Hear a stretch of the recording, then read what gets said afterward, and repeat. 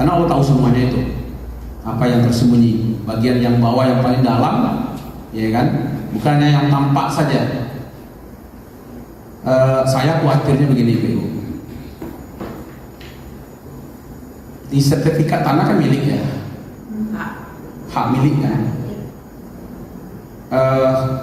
Yang tanah yang kita rasakan itu kan yang di atasnya. Padahal tanah kita itu yang dipinjamkan kepada itu kan sampai kedalamannya ke bawah, udaranya sampai ke langit, ya kan? Ketika ada pagar umpamanya, ini pagar kita di sini, orang sebelah, nah ini kadang-kadang pindah, pagar itu berjalan ya. Besok pagar lagi pindah lagi itu, ada yang seperti itu. Itu dia akan memikul 7 lapis bumi itu. Jadi kalau dia ngambil tanah tanpa hak, itu akan dipikulkan kepada dia. Bukan tanah yang di atasnya saja, 7 lapis sampai ke bawah. Jadi kalau dia ngambil 1 meter hak orang, 1 meter kali sekian kali kedalamannya berapa, itu akan dipikulkan kepada dia ketika dia ngambil yang bukan haknya. Makanya kadang-kadang gara-gara manisnya harga tanah, lupa manisnya surga. Maka itu jelas-jelas saja Pak. Kalau kita mau beli tanah, cari ini batasnya di mana, nih, kan? Kita ini kadang nggak awas di situ kan. Untuk membeli tanah ada, ya kan? Tapi untuk mengurus batasnya kadang-kadang kita tidak punya. Nah, Allah ingin melihatkan sebenarnya kekuasaannya dengan satu kepemilikan, bahwa pemilik baik yang ada di langit, yang ada di bumi, di antaranya atau yang ada di dalam bumi itu semuanya pemiliknya adalah Allah. Nanti kita lihat efeknya kepada kita. Lanjut dulu. Lalu konsekuensi tauhidnya seperti apa? Gitu. Kalau Allah semua pemiliknya, kita menghambakan diri kepada yang pemiliknya itu. Makanya ringan sebenarnya kita mengabdi kepada Allah itu kita berkasih. Ya. Kita dikasih masa tidak mau gitu, ya kan? Kalau ada orang nelpon ibu, ya, wassalamualaikum, waalaikumsalam, gitu. Ibu di mana kini? Sedang di pasar. Aku tunggu ibu di rumah yuk, ya kan? Aku ada tiket untuk umroh nih ibu. Gitu. Kira-kira capek ibu pindah?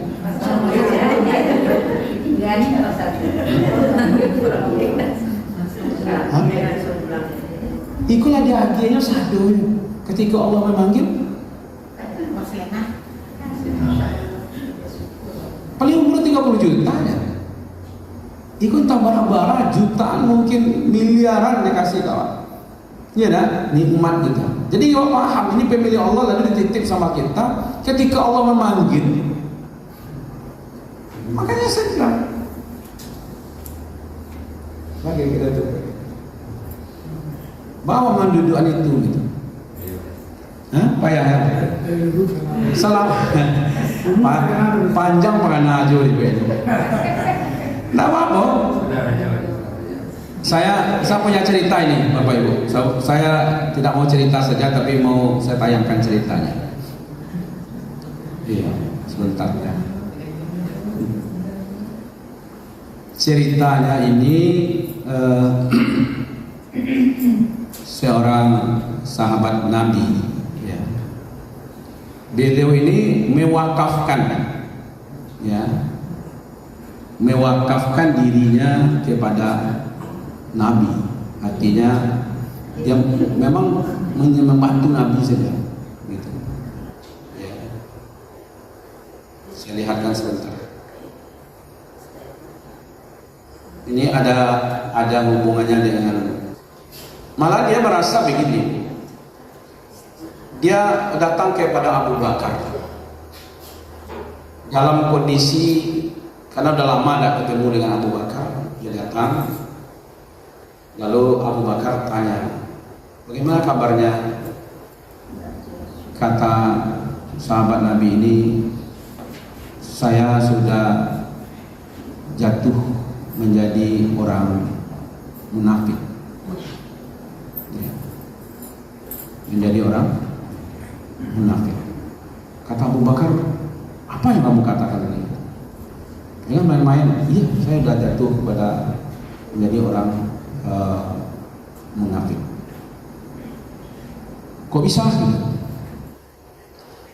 Ketika saya bersama Rasul, iman saya kuat. Saya ikut pengajian, saya ikut bersama Nabi, rasanya iman saya kuat sekali. Tapi ketika saya berada di belakang Rasul,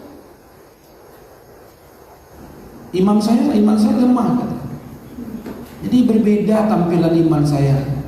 Maka itu saya nggak masuk kelompok orang munafik. Kata Abu Bakar, berarti sama lah dengan saya kalau gitu. Kalau bersama Nabi, Rasulnya gue iman Abu Bakar.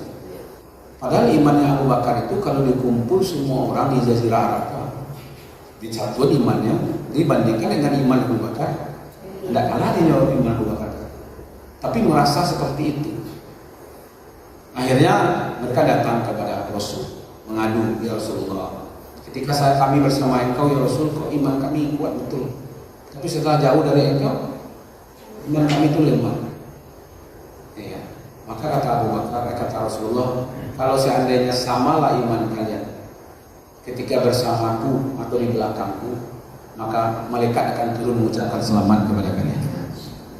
Ya kan? Maka dari itu kalian harus berjuang untuk memperbarui iman. Mungkin kita juga pernah merasakan kalau lagi ada pengajian ya Rasul-Rasul kok enak di mana rasanya gitu. Rasul-Rasul besok masuk surga rasanya. Mereka kalau jauh dari pengajian, ada tidak perasaan seperti itu? Itulah berjuang terus, ya kan? Nah, ini ada satu kisah Bapak Ibu. Nama sahabatnya Ghassalah bin Al-Humaydi. Ya. Dia mewakafkan dirinya kepada Rasul, ya kan? Sampai-sampai pun untuk menikah pun Nabi yang mencarikan pasangannya, ya kan? Tapi tidak melalaikan dia dari ketaatan kepada Allah dan Rasulnya, ya kan? Ini menggetarkan imannya. Ini bagaimana bentuk ketulusan dan ketaatan dia, ya kan? Nikahnya siang, lalu dia berkumpul malam. Ketika dia berkumpul malam, lalu datang perintah perang Uhud.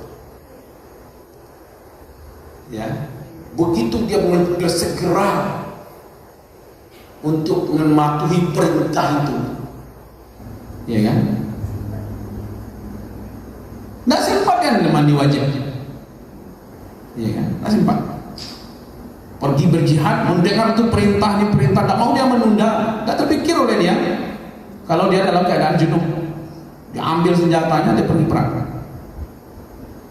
ya kan? Akhirnya meninggal, gugur dia. Perang dengan gagah berani, gugur sebagai syahid. Lalu Rasulullah menyatakan bahwa malaikat sedang memandikan Ghassalah. Airnya bukan dari bumi, tapi dari langit. Kena di mana orang tahunya junub dia. Kena kira mau ngecek dia buat ada terlanjurไปparang akhirnya meninggal. Kira boleh mandi dia itu. Pulang dulu je nak. Lama meninggalnya pulang kan baik. Nabi lah yang menceritakan bahwa sesungguhnya aku melihat para malaikat memandikan Ghassalah dengan air dari langit. Para sahabat terkejut, ya kan? Dan bertanya kepada istrinya apa yang terjadi gitu. Lalu istrinya menjelaskan, dia keluar dalam keadaan junub karena memenuhi panggilan perang. Nah, saja itu dia populer namanya Ghazul Malaikah, artinya orang yang dimandikan oleh malaikat. Ya kan? Begitu segeranya ketika Allah memanggilnya. Dia paham gitu, ya kan? Jadi ada pelajaran yang menarik sebenarnya Pak. Ini ya keikhlasan dengan kepatuhan kepada Allah itu sebenarnya yang menyebabkan amal kita itu menjadi berat timbangannya, ya kan? Ringan itu dikerjakan, tapi timbangnya berat. Yang kedua, bagaimana seorang sahabat Nabi begitu mendahulukan perintah Allah daripada kepentingan pribadinya sendiri. Karena tidak ada yang punya utang, ya kan? Cuma tidak paham tidak teringat dia karena begitu kepatuhan selama ini, karena memang dia sudah mewakafkan dirinya kepada Rasulullah, ya kan? Jadi dia mendahulukan Allah ya daripada kepentingan pribadinya sendiri, ya kan? Nah, untuk itu Bapak Ibu, satu-satunya yang kita bisa itu berbuka, Pak. Kalau berbuka itu memang barang kesasanya tetap benar, tepat waktu. Jadi satu-satunya umat Islam tercatat di dunia yang sampai waktu itu berbuka, ya kan? Kalau laba bunyi seringnya tidak ada perintah, ada angkat gelas kerak, tidak ada di depan. Tetap sadarnya angkat garis gitu. Nah gitu. Jadi makanya saya khawatir Bapak Ibu, karena kita belum ada musola atau surau yang presentatif. Jangan kita ngaji di sini nanti menjelang zuhur kita pulang ternyata tidak perginya sholat berjamaah gitu. Jangan nanti ada perjalanan tahu kurang ada azan, akhirnya sholat sendiri. Tadi tempat pengajian imannya sangat kuat. Pulang pengajian justru sholatnya sendiri. Nah itu. Jadi kita khawatir begitu, ya kan? Nah, karena memang kita ini harus prioritas, Pak. Ya. Ada dua yang ingin saya tanyakan Bapak Ibu. Satu, mana yang lebih baik, sholat maghrib berjamaah atau sholat malam berjamaah? Lebih baik. Sholat maghrib. Lebih baik. Yang wajib dua-duanya baik. Malam terus bisa sunat. Maghrib itu malam juga. Ya, saya ulang lagi. Ada orang gara-gara berbuka lalu tidak sempat sholat maghrib berjamaah, tapi sholat sunatnya berjamaah. Kita orang menang atau orang kalah? Bapak Ibu tertinggal sholat malam Ramadan gara-gara tidak berjamaah, tapi tetap sholat berjamaahnya maghrib. Lebih hebat sholat maghrib berjamaah itu.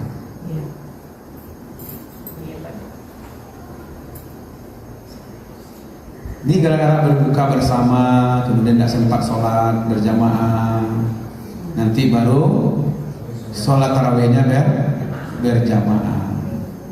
Pernah dengar bahasanya, saya khawatir kalian menjadikan yang tidak fardu menjadi fardu. Itulah jadi Pak.